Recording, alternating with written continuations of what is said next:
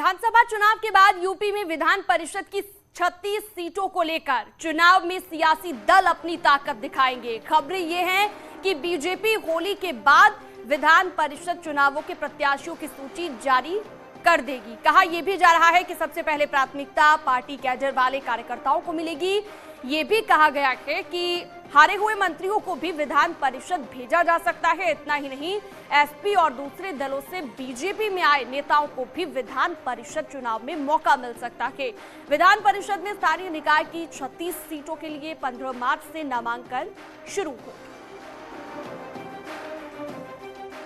खबर पर ज्यादा जानकारी के लिए अनामिका लखनऊ से लाइव जुड़ गई हैं हमारे साथ। अनामिका, अब ये तो खबरें आ रही हैं कि बीजेपी जो है उम्मीदवारों की लिस्ट जारी कर सकती है होली के बाद, लेकिन किन्हें ज्यादा प्रायोरिटी दी जाएगी? किस तरह की बातें इस वक्त चल रही हैं उम्मीदवारों की लिस्ट को लेकर?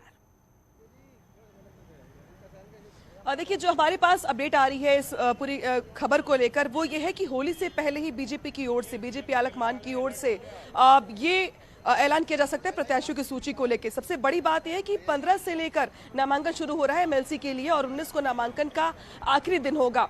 21 तक नामांकन पत्रों की जांच की जाएगी।